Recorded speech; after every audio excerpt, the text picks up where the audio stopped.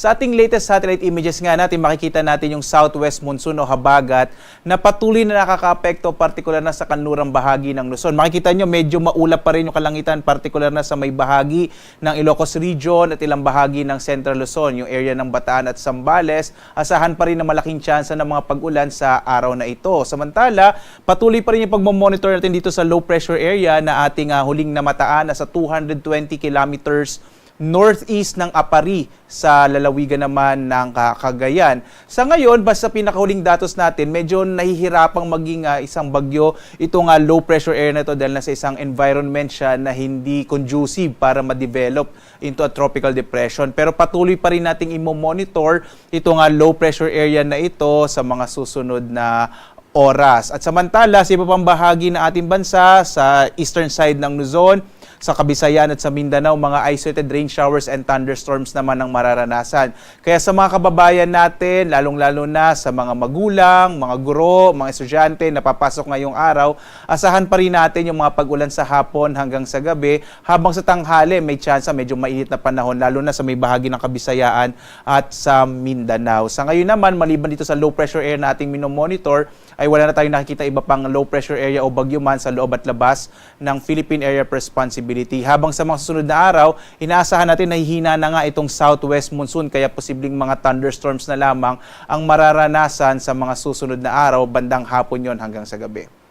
At narito ang ating inaasahang panahon dito sa bahagi ng Luzon. Inaasahan natin ang itong area ng western section ng Luzon ay makararanas pa rin ng mas malaking tsansa ng mga pag-ulan.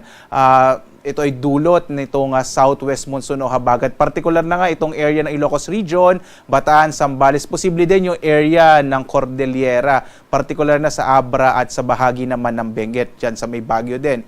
Sa lalalabing bahagi ng Luzon, inaasahan naman natin ng mga isolated o pulong-pulong pag-ulan, pagkilat, pagkulog, habang malaki yung tsansa na medyo mainit at tanghali ang mararanasan, lalo na dito sa may silangang bahagi ng Luzon. Agwat nga ng temperatura natin sa Lawag na sa 24 to 32 degrees Celsius, sa Tuguegarao aabot na hanggang 33 degrees Celsius, sa Baguio 70 to 22 degrees Celsius, sa Metro Manila naman 24 to 32 degrees Celsius, sa Tagaytay 24 to 31 degrees Celsius, habang sa Legazpi sa 24 to 32 degrees Celsius.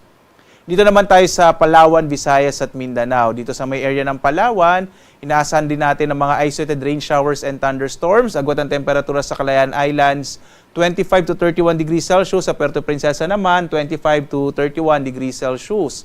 Malaking bahagi din ng Kabisayan ang makararanas ng generally fair weather, pero may tsansa pa rin ng mga isolated rain showers and thunderstorms. Agwat ang temperatura sa Iloilo, 26 to 32 degrees Celsius. Sa Cebu naman, 25 to 32 degrees Celsius.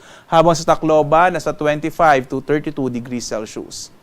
Mga pulupulong pag-ulan, pagkilat pagkulog din ang mararanasan sa may bahagi ng Mindanao. Ito ay dulot ng mga localized thunderstorms. So makikita natin sa may area ng Visayas at Mindanao, hindi masyado nakaka-apekto yung southwest monsoon, mostly sa may Luzon area lamang. Agwat ang temperatura sa Zamboanga, 25 to 33 degrees Celsius. Sa Cagayan de Oro, 25 to 32, habang sa Davao hanggang 33 degrees Celsius. Sa kasalukuyan nga, wala pa rin tayong nakataas na gale warning sa anumang bahagi ng ating bansa. Pero nagpapaalala pa rin tayo sa mga posibilidad ng mga biglang paglakas ng alon dulot ng mga thunderstorms. Pero generally, ligtas sa pumalawat ang mga sakyang pandagat, malilit na mga bangka sa mga baybayin ng ating bansa.